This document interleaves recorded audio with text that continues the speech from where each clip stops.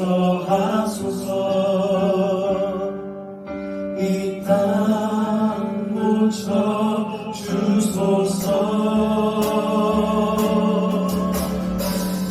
이제 우리 모두 하나 되어 이 땅에 무너진 기초를 다시 쌓을 때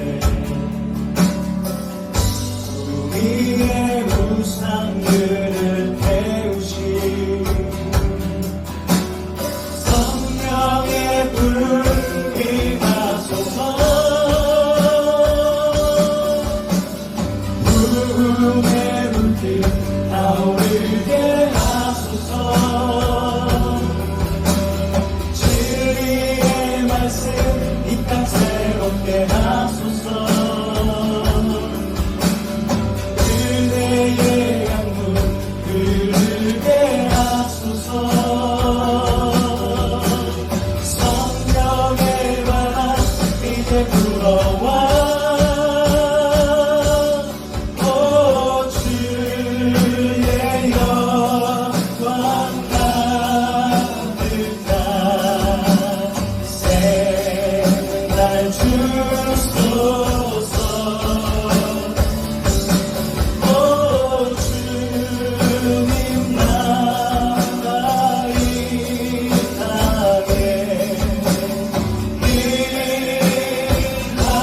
일하소서. 한 번 더.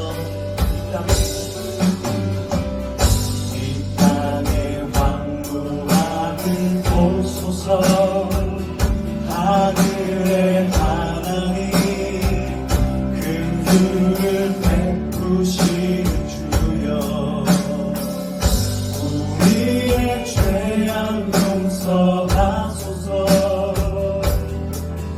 이 땅 고쳐 주소서.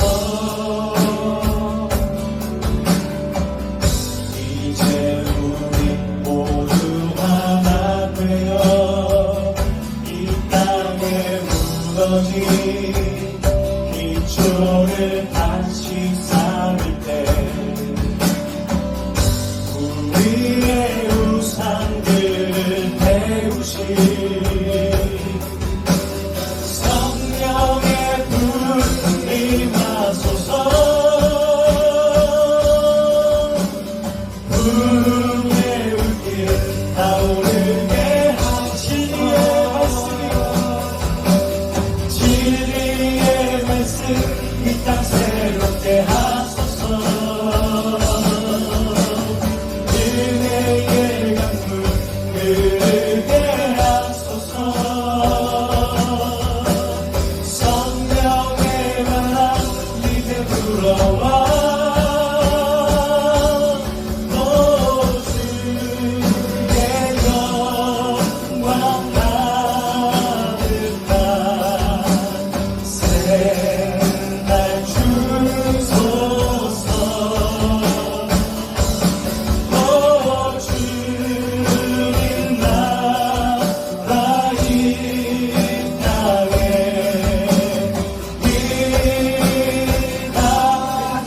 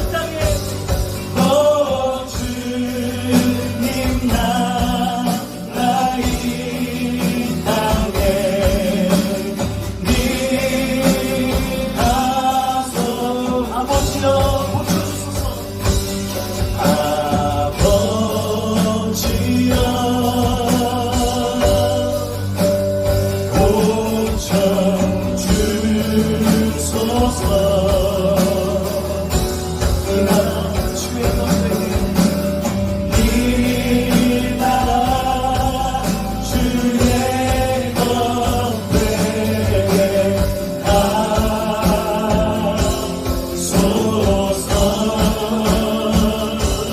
주 하나님 간절히 기도하오니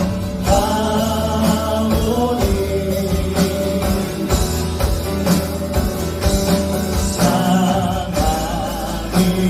땅 새롭게 하소서 한번더 아버지여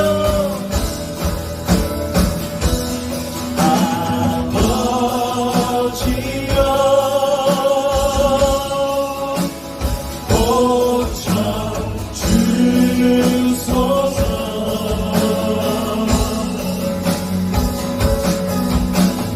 이 나라 주의 것들에 가소서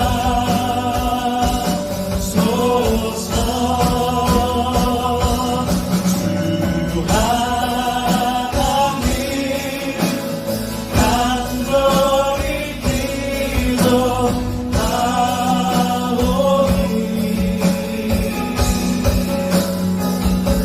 사랑이 땅 새롭게 하소서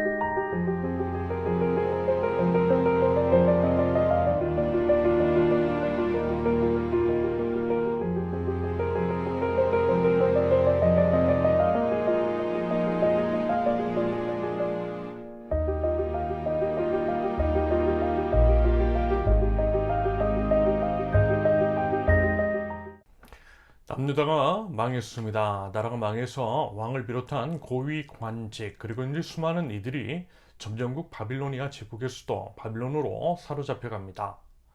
지난 수요일까지 열왕기하를 마무리 지었는데요. 그 내용 살펴보았습니다. 그러면서요 이런 말씀을 드렸어요. 하나님은 하신 말씀은 반드시 지키시는 분이시라고, 약속을 지키시는 신실하신 분이시라고 말입니다. 북이스라엘에 이어 남유다에 대한 심판 역시 이미 그들과 체결한 언약이었다는 것이었죠. 하나님이 약속하시고 그 약속을 지키세요. 상급이든 징계든 하나님과 우리 쌍방 간에 체결한 약속에 따라 판단하십니다. 그러므로 결국에는 하나님에 대한 우리의 태도와 자세에 달려있는 것이겠죠. 하나님은 일종의 상수이시니까 변하지 않으시니까 변하지 않는 것, 그것을 신실성이라고 합니다. 그래서요 이미 답은 정해져 있어요. 말씀에 대한 순종은 생명이고 말씀에 대한 불순종은 죽음입니다. 심판과 징계죠. 그렇게 약속이 체결되어 있습니다. 그러므로 결과는 우리의 선택에 달려 있습니다. 무엇을 선택하느냐에 따라 운명은 갈리게 됩니다. 그렇다면 여러분, 우리는 과연 어느 쪽을 선택하시겠습니까?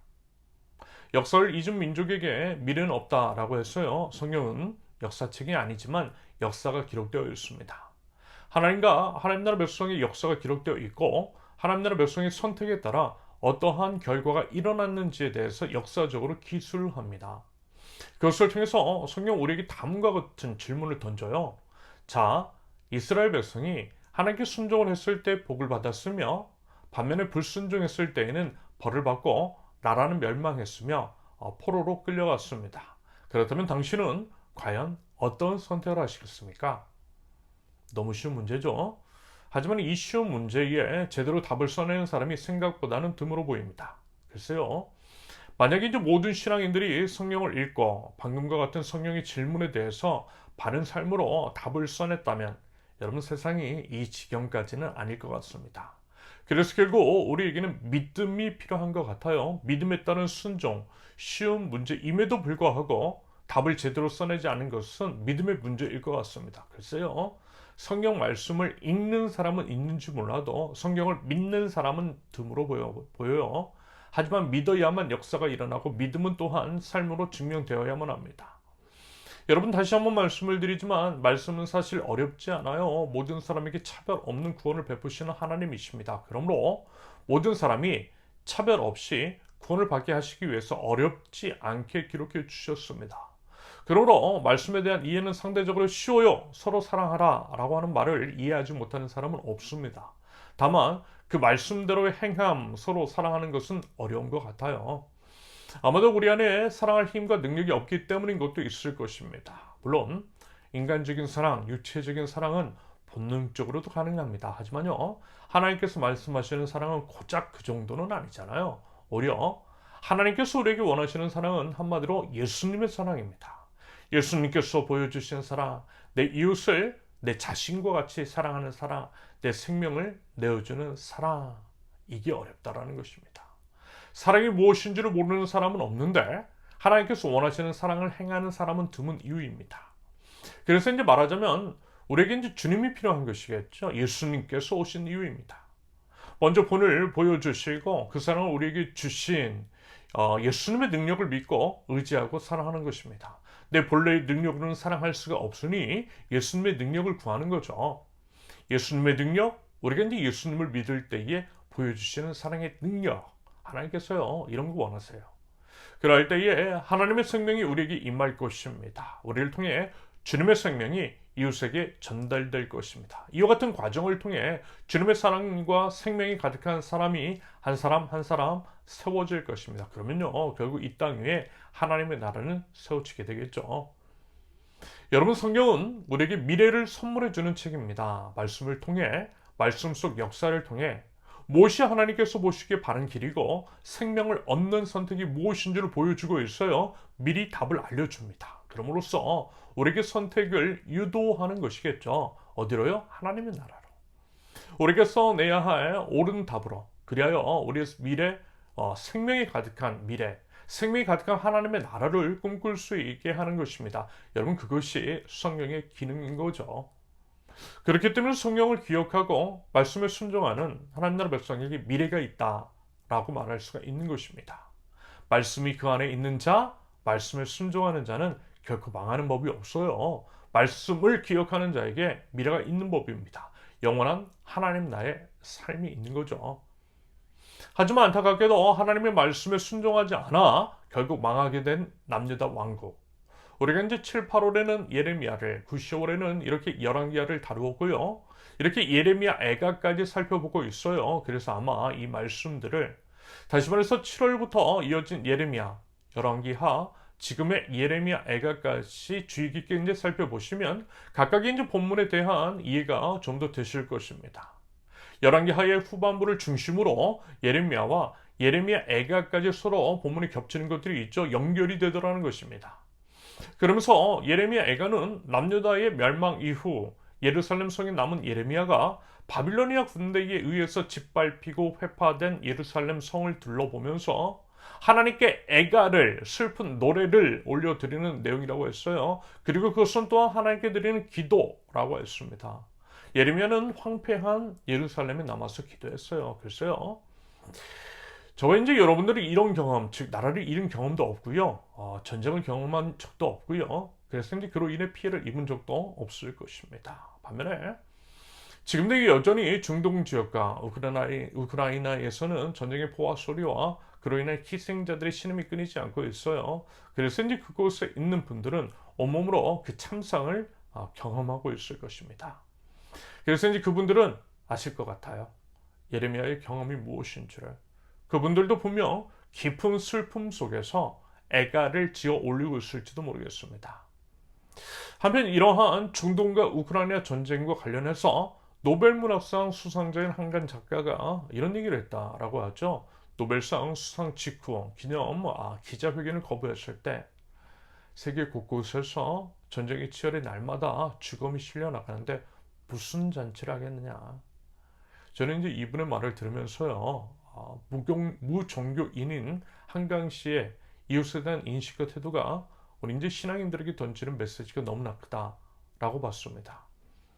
세상은 일이 아프고, 세상은 일이 슬프고, 세상은 일이 고통스러운데, 억울함과 절망감 가득한 우리 이웃이 이렇게나 많은데, 교회에 모인 사람들은 그런 우리의 이웃의 사정과 무관한 듯 걱정 없어 보이고 행복해 보이는 것은 과연 무엇인가?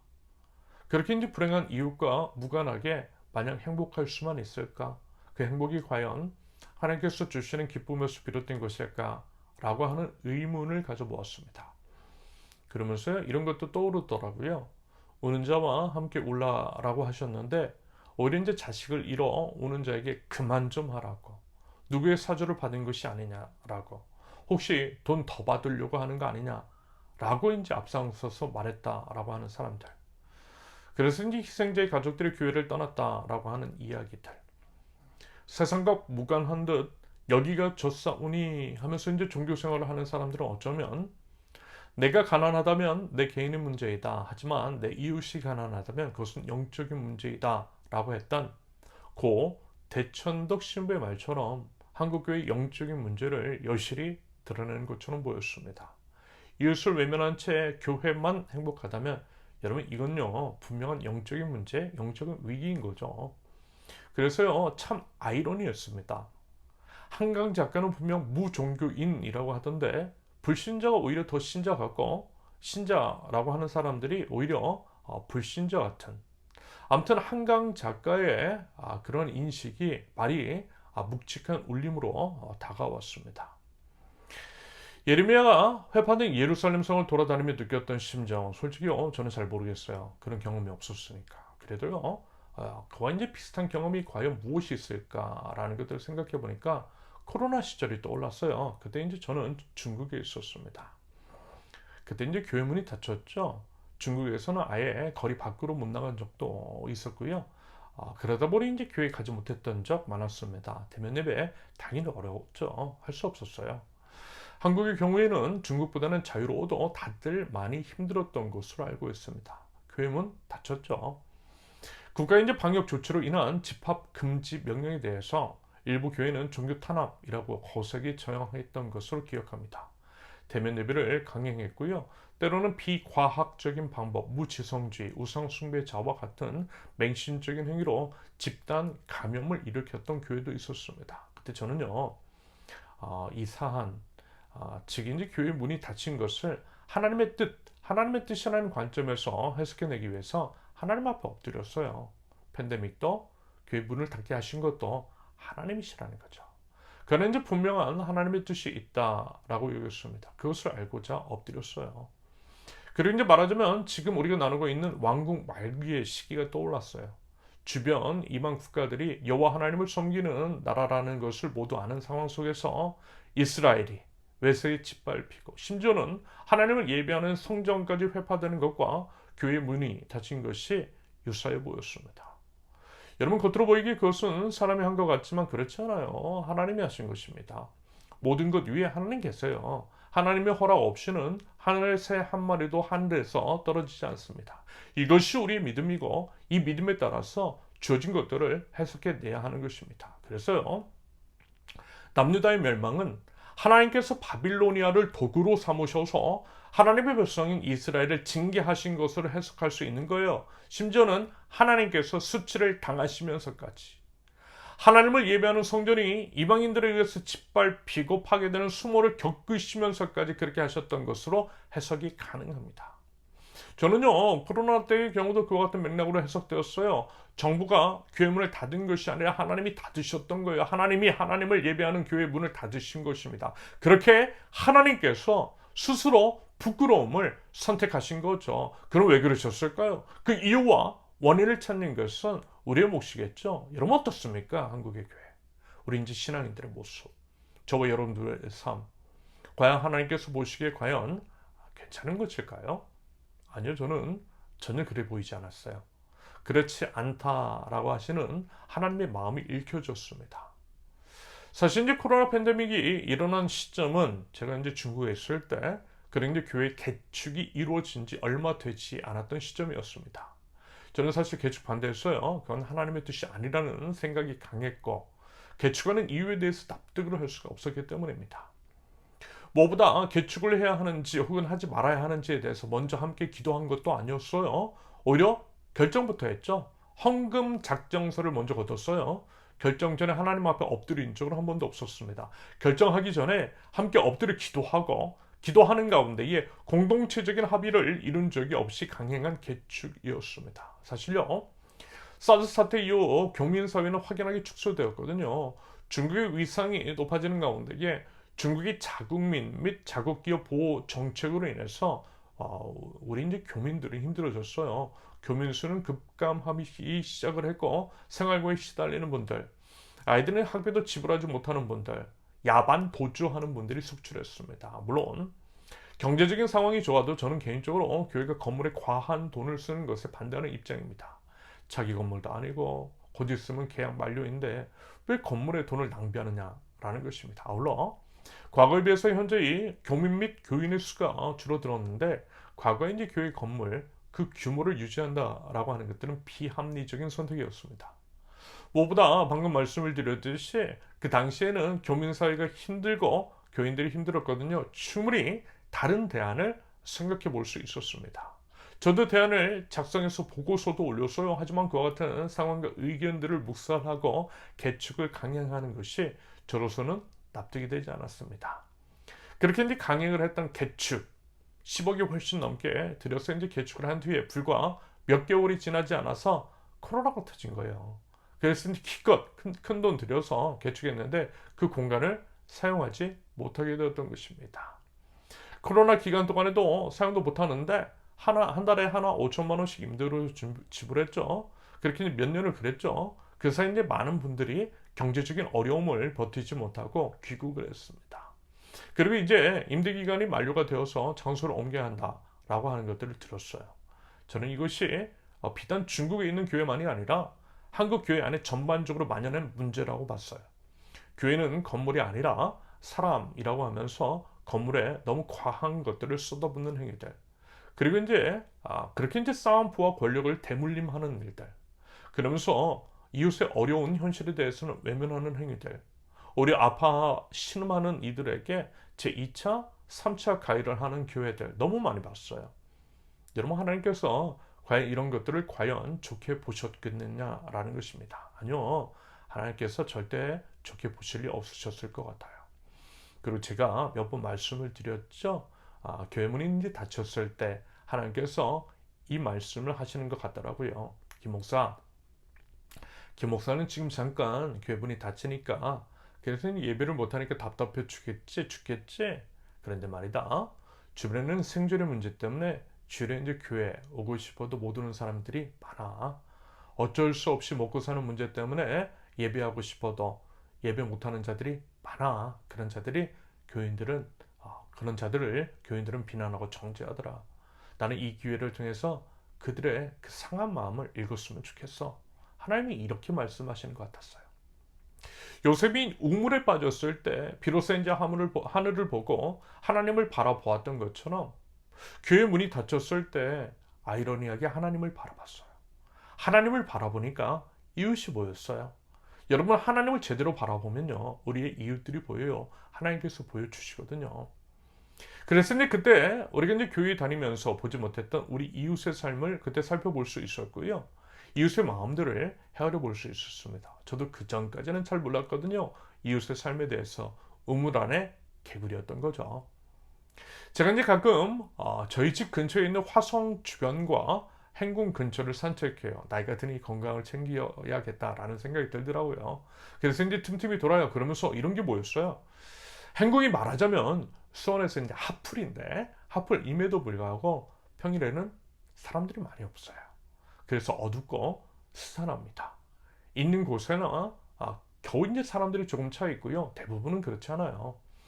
물론 이제 주말에는 사람들이 많이 방문을 하겠죠. 웨이팅도 하겠죠. 자, 그런다라고 할 때 살인적인 임대료, 그 외에 이제 인건비라든지 감당이 힘들 정도로 오른 물가를 감당하려면 여러분 그분들이 과연 주일에 쉴 수 있을까요? 질문을 바꾸어서 해보면 평일에 파리만 날리고 있는 소상공인들이 주일에 일을 한다라고 할 때 과연 우리가 그분들을 비난할 수 있겠느냐라는 거죠. 주일마저도 못 벌면 굶어 죽는 사람들에게 왜 거룩한 안식일을 지키지 않느냐라고 비난할 수 있겠느냐라는 것입니다. 그런데 보통 교회는 어땠죠? 이런 수사를 썼어요. 굶어 죽는 것 차라리 주일에 쉬고 폐업을 각오하는 것을 믿음이라고 가르쳤어요. 그것을 미담이라고 믿음의 본이라고 강단에서 소개했어요. 그런 식으로 안 그래도 힘든 사람들, 겨우겨우 살아가는 사람들을 정죄했어요. 짐을 더 얹었어요. 다른 사람이 아니라 저도 그랬어요. 그래서 이제 너무 죄송하고 부끄러워요. 주일에 이제 일을 해야만 생존이 가능한 사람들, 배운 게 없어서 일자리가 이제 그때밖에 없어서 목구멍이 포도청이라서 부양해야 할 가족이 있고 갚아야 할 빚이 있어서 그래야만 하는 이들.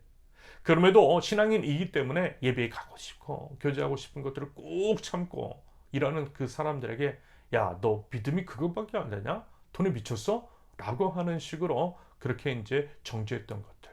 정죄의 시선을 보낸 것들이 분명히 있었던 것 같습니다. 글쎄요, 예수님이라도 그렇게 하셨을까요? 아니요. 우리 예수님은 이렇게 하셨을 것 같아요.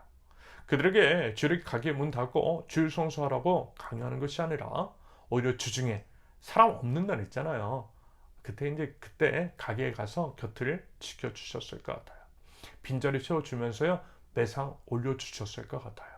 그런 식으로 신앙의 끈을 어떻게라도 붙잡게 하는 거죠. 오라 압박하지 않으시고 대신 그곳으로 나아가셨을 것 같아요. 이것이 예수님의 방식입니다. 세리와 창녀 보고 오라 하지 않으시고 오히려 찾아가셔서 겸상하신 예수님의 선택입니다. 그러면 그들도 언젠가 사정도 나아지고요. 그래서 점점 우리와 함께 예배할 수 있지 않겠어요? 말하자면 코로나 때 닫힌 교회 문을 통해서 하나님 스스로 수치를 당하신 그 일들을 통해서 이런 걸 배우게 해주셨어요. 코로나 팬데믹을 통해서 하나님께서 이런 것들을 깨닫길 바라신다라고 느꼈습니다. 그래서 이제 과연 코로나를 지나오면서 한국교회 안에 이와 같은 과정이 있었는지 의문이 들었던 거죠. 코로나 때가 우리 이제 삶을 성찰해 볼 수 있는 정말 좋은 기회였는데, 하나님의 뜻을 알기 위한 정말 좋은 기회였는데 말입니다. 그게 없었던 것 같아요. 하나님께서 기회를 주셨는데 그 기회를 날린 것입니다. 한편 예레미야가 이제 오늘 본문 11절과 12절에서 예루살렘 도성이 망한 것에 대해서 생생하게 묘사를 한 후 14절에서 이렇게 이야기하잖아요. 14절 보면 예언자들은 내게 보여준다고 하면서 거짓되고 헛된 환상을 보고 내 죄를 분명히 밝혀주지 않아서 너를 사로잡혀 가게 하였으며 거짓되고 허황된 예언만을 내게 하였다. 거짓 예언자들이 거짓 예언처럼 한국교회의 강단의 거짓말쟁이 사기꾼들이 특실되는 것은 아닌지, 십자가 사랑은 없고 혐오와 차별의 언어만 가득한 한국교회 강단을 봤어요. 부자교회의 세습과 최근 유명교단 총회장과 교회 목사들의 성스캔들에 대해서는 침묵하면서 아합과 이세벨 같은 권력자들에게는 말 한마디 못하더라고요. 마치 가늠한 여인이 죽어야만 자신의 이제 죄악이 묻힐 수 있기 때문에 목에 핏대를 올려가면서 가늠한 여인을 죽이라고 했던 사람들처럼 약자들을, 소수자들을 희생양 삼고 좌표찍기를 하면서 죽이려고 해요. 여러분, 이거 분명 위선이고 기만입니다. 그래서 어쩌면 하나님이 스스로 수치를 감당하셨던 것 같아 보여요. 그래서 교회 문을 닫으신 것 같아요. 신천지 집단 감염을 비웃었던 교회도 똑같이 집단 감염이 일어나게 하신 것입니다. 그 이후로도 계속해서 한국 사회 안에서 교회가 비웃음과 조롱거리가 되고 있는 교계의 현실입니다. 바빌로니아에 의해서 멸망한 남유다의 상황이 결국 한국 교회의 상황이고 현실일 것 같아요. 보세요 여러분, 15절에서 16절까지의 기록. 짓밟힌 이스라엘을 보면서 이를 갈고 빈정거리는 나그네들과 원수들. 여러분, 지금 한국 교회에 대한 세상의 시선과 일치하지 않습니까? 힘을 잃고 빛을 잃고 최소한의 상식마저도 없는 수구 꼴통 집단이 되어버린 한국 교계에 대해서 믿음 없는 자들이 그렇게 비아냥거리면서 조롱하고 있잖아요. 정확하게 남유다의 상황과 지금 한국 교계의 상황이 일치하는 것처럼 보입니다. 그런데 뭐라고요? 이걸 보고요, 이렇게 진단합니다. 17절로 보면 주님께서는 뜻하신 것을 이루셨다. 주님께서는 오래전에 선포하신 심판의 말씀을 다 이루셨다. 주님께서 너를 사정없이 부수시고 내 원수가 너를 이기고 즐거워하게 하시며 내 대적이 한껏 뽐내게 하셨다. 여러분, 이 모든 것 하나님이 하셨다라고 분명하게 말씀하세요. 하나님이 주관자이시고 결국 하나님의 심판과 징계의 차원에서 해석할 수 있는 일들이 일어난 것입니다. 이걸 좀 알아듣고 바른 대응이 있어야만 할 것입니다. 여러분, 우리가 해야 할 것이요 분명합니다. 예레미야가 했던 바로 그것이죠. 예레미야가 했던 것을 통해서 우리가 해야 할 일이 무엇인 줄 알 수가 있어요. 그럼 그게 뭐예요? 기도잖아요. 하나님께 기도하는 것입니다. 혼자서가 아니라 함께 기도하는 것입니다. 하나님께 기도하자라고 하는 거예요. 18절과 19절을 보세요. 도성 시온의 성벽아, 큰 소리로 주님께 부르짖어라. 밤낮으로 눈물을 강물처럼 흘려라. 쉬지 말고 울부짖어라. 내 눈에서 눈물이 그치게 하지 말아라. 온밤 내내 시간을 알릴 때마다 일어나 부르짖어라. 물을 쏟아놓듯 주님 앞에 내 마음을 쏟아놓아라. 거리 어기어기에서 굶주려 쓰려진 내 아이들을 살려달라고 그분에게 손을 들어 빌어라. 17절에서 언급했던 것처럼 이 모든 것들 주님께서 뜻하신 것이고 그것은 결국 우리의 죄악 때문인 것을 알았으니 이제 어떻게 하자고요? 하나님께 기도하자라는 것입니다. 하나님께 큰 소리로 밤낮 눈물로 쉬지 말고 울부짖으며 기도하자라는 거예요. 그리고 어떻게 해요? 하나님께 살려달라고 손을 들어 비는 것입니다. 그것이 우리가 해야 할 전부라는 거예요. 20절에서 22절까지 얘기로 주님 살펴주십시오, 주님 살펴주십시오 라고 하면서 나라와 민족의 참담함을 이야기하는 것, 그것은 결국 이런 것이잖아요. 불쌍히 여기달라는 거죠. 불쌍히 여기달라는 거. 너무 힘들고 비참하고 힘들고 죽겠다라는 것입니다. 한 번도 이런 적이 없지 않았냐고 아버지 하나님의 사랑과 은혜에 기대어서 불쌍히 여겨달라고 기도하는 것, 여러분 이것밖에 없다라는 거예요. 우리가 해야 할 일 이것이 전부입니다. 여러분, 지금은요 우리가 하나님 앞에 나와서 기도해야 할 때입니다. 기도하되 불쌍히 여겨달라고 기도해야만 하는 때입니다. 여러분, 무슨 대규모로 모여서 세력 과시를 하고 남 탓하고 희생양 삼고 마냐사냥하는 것이 아니라 잠잠히 골방에 엎드려서 눈물을 흘리면서 하나님께 불쌍히 여겨달라고 겸손하게 기도해야 하는 때가 맞다라는 것입니다. 우리가 직면한 많은 것들이 참으로 여러분 참담하지 않습니까? 기후위기는 물론이고요, 훼손된 정의, 혐오와 차별 언어가 난무하고 전쟁이 끊이지 않는 여러분들 말씀을 드리잖아요. 지금은 우리가 아닐 수 있어도 언젠가 우리가 희생의 당사자가 될 수 있다라고 말입니다. 아울러 여러분은 어떻습니까? 우리 개개인의 삶. 아무리 이제 강한 사람이라 할지라도 여러분 주변 환경과 상황에 영향을 받을 수밖에 없는 것이 사실입니다. 주변 환경과 상황이 이렇게나 불안정하고 그리고 이제 계속되고 있는데 여러분, 나만 괜찮을 수 있어요? 아니요. 연약한 나도 영향을 받아요. 나만 예외일 수 없어요. 여러분, 그래서 이 땅의 평화를 구해야만 하는 것입니다. 모든 것을 세세하게 다 얘기할 수는 없어도 각자의 사정 쉽지 않겠죠. 웃고 있어도 속마음은 이런저런 고민들, 외로움들, 불안과 두려움, 막막함 있겠죠. 대체 하나님의 계획이 무엇인지 알 수도 없고 작은 고난들에 우리 지칠 수 있어요. 사는 게 참 쉽지는 않은 것 같아요. 참 성실하게 살았는데 제정신 아닌 사람들이 괴롭힐 때 너무 많아요. 차라리 안 보면 숨 쉬겠는데 그럴 수 없는 상황이 너무도 많고 너무 괴로워요. 갑작스러운 부고로 죽음에 이제 직면하기도 합니다. 아니 그거 보면서 결국 나도 죽게 되겠구나 이런 생각이 들고요. 우리 이제 순수가 한 정도 가까워졌음을 새삼 느끼게 돼요. 나이를 먹을수록 신체의 변화를 느낄수록 이런 게 더 느껴져요. 여러분 그랬을 때 어떻게 한다고요? 주님 바라보는 겁니다. 십자가 위에서 세상 권세 이기신 사망 권세 이기신 예수님 바라보는 겁니다. 예수님께 모든 것들 내려놓고요. 하나님께 기도하는 거예요. 불쌍히 여겨달라고. 그러면요. 우리 주님께서 내 모든 삶 버티고 견디게 해주실 줄로 믿습니다. 주님께 우리 좀 살펴봐달라고. 하나님 우리 좀 불쌍히 여겨주세요 라고 우리 함께 기도하면요. 우리 주님께서 주님의 은혜로 채워주시고요. 결국 치료, 회복, 참된 평안과 위로 허락하여 주실 줄로 믿습니다. 주님은 우리의 기도를 들으시고요. 우리를 살피시는 주님이신 줄로 믿습니다. 부디 그 주님 앞에 믿음 가지고 겸손한 마음, 상한 심령, 불쌍히 여겨달라고 하는 그 마음 가지고요. 우리 모든 것들 맡겨드리면 좋겠어요. 그렇게 이제 기도할 줄 아는, 그렇게 주님 안에서 회복을 기대하면서 나아갈 줄 아는 저와 여러분들 모두 되실 수 있기를 예수님의 이름으로 축원합니다. 함께 기도합니다. 하나님 아버지, 사랑의 주님, 왕이신 여호와 하나님을 찬양합니다. 저희를 이제 세밀하게 살펴보시고 좋은 것들로 채워주시며 저희를 선한 길로 인도하시는 목자이신 우리 주님을 바라봅니다. 저희 입술과 모든 삶으로 하나님을 노래하게 하시며 아름다운 하나님 나라의 노래소리가 저희로부터 흘러나와 이 땅 위에 하나님의 나라가 세워질 수 있도록 하나님 저희를 사용하여 주시옵소서. 슬픔과 눈물, 고통, 고난, 질병, 죽음 그 모든 것들이 사라지고 하나님의 충만한 사랑과 기쁨 가득한 하나님의 나라가 속히 이 땅 가운데 임하도록 하나님 은혜를 더하여 주시옵소서. 하나님, 저희들이 이 시간 하나님 앞에 고백합니다.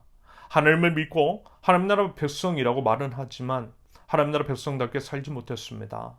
이웃의 고통과 아픔들을 외면했습니다. 의지적으로 이웃의 삶을 돌아보지는 못했고 그래서 이 땅 위에 이웃의 신음이 가득합니다.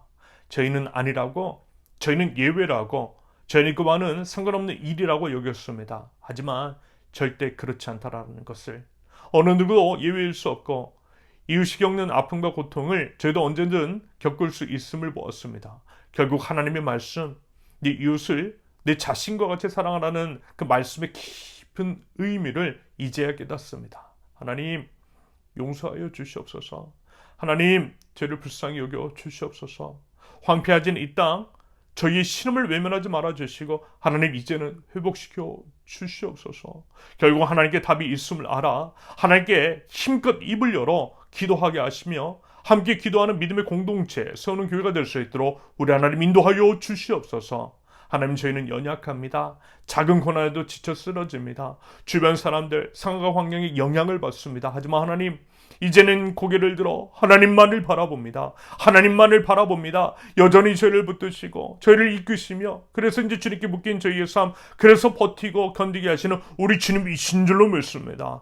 하나님, 그 주님을 믿고 주님 앞으로 나갑니다. 오직 주님께만 참된 평안이 있고 참된 위로가 있음을 믿습니다. 주님의 은혜 없이는 하루도 한시도 살아갈 수 없음을 이 시간 고백하며 하나님 앞으로 나아갈 때에 하나님, 저희를 불쌍히 여겨 주시옵소서. 오직 주님으로 인하여서 일어서는 주님의 권속들 은혜로만 살아가고 그 은혜를 기꺼이 이웃들과 나눌 줄 아는 하나님 나라 백성들, 축복의 통로 저희 될 수 있도록 우리 주님 인도하시고 우리 주님 저희를 살펴 주시옵소서. 이제는 우리 주 예수 그리스도의 은혜와 아버지 하나님의 극진하신 사랑과 성령님의 교통하심이 오직 예수님뿐임을 고백하며 한 걸음 더 우리 주님 앞으로 나아가는 하나님 나라 백성들, 우리 세우는 교회 모든 권속들 위에 이제로부터 영원토록 함께 하시기를 간절히 축원합니다.